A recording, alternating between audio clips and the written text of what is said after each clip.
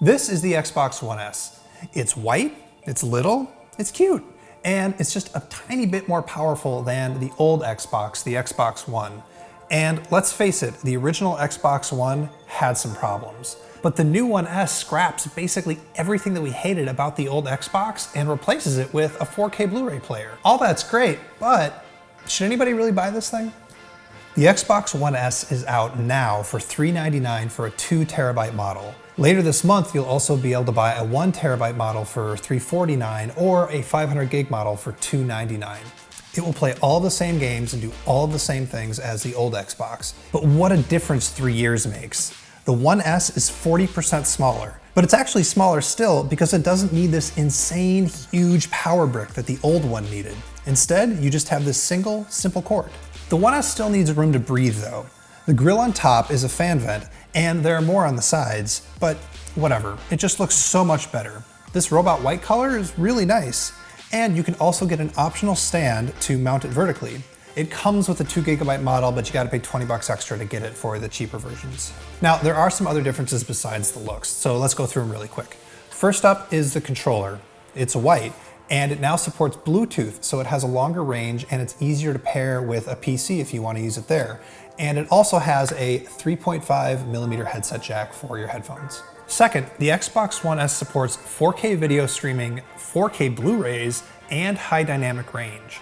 Now, I wasn't actually able to test the HDR because my TV doesn't support HDR10 yet. So if you really care about that, you should check to make sure that your TV is compatible with HDR10 because it's the only thing that the Xbox One S supports. I did watch some 4K Blu-rays and stream some 4K Netflix, and the difference is noticeable, but I don't know if it's enough to convince anybody that has a current Xbox to upgrade. The other thing I should note is even though it supports 4K video, it doesn't support 4K video games. That's not coming until next year with the next Xbox. Third, and I don't want to make a big deal out of this, but the Xbox One S is just a little bit more powerful than the original Xbox One. Microsoft says that some games won't have to drop the resolution in order to keep up their frame rate.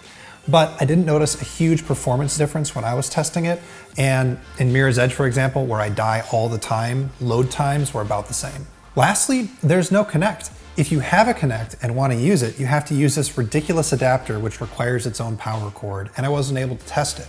It's basically a sign that Microsoft is admitting that it doesn't care about Kinect and nobody uses it, and I kind of agree. And really, that's what I mean when I say that the Xbox One S scraps everything that we hated about the original Xbox One. You can still use it as the white-hot center of your entertainment system, but you don't have to, even if there is an IR blaster on it. But it doesn't feel like Microsoft is trying to force you into it anymore. Instead, you can just do what the Xbox is good at, play games and watch movies. The new interface on the Xbox One S is the same as the one that's rolling out on the traditional Xboxes with the summer update. It's designed to make it easier to get to games and movies. And it also adds Cortana and background music. So you can say, "Hey Cortana," into a headset and ask your Xbox to do stuff, and then it does that stuff. So I have to admit it, I really like the Xbox One S, but every time I think about it, it puts me in this weird logic loop. Let me explain. 1. If you already have an Xbox, I don't think that there's enough here to justify an upgrade. Really, you should just hang on to your big old black box. 2, don't forget, Microsoft already announced it's releasing another Xbox next year. It's called Project Scorpio, and it's going to support 4K games and virtual reality. If you waited this long to buy an Xbox, why not wait another year? And the third thing to think about is the reason you buy any console. It's the games. Think about how much you love Halo or Forza or Gears of War. If the answer is you love them a lot, chances are you've already bought an Xbox One, which takes us right back to step 1 in the logic loop. There's really only one thing that breaks this logic loop. In addition to being a really good looking console, it also supports that 4K video and 4K Blu-rays.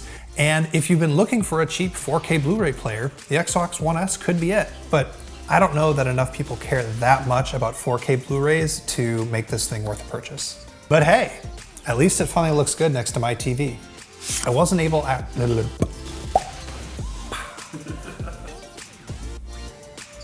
Second, the Xbox One S supports HDR.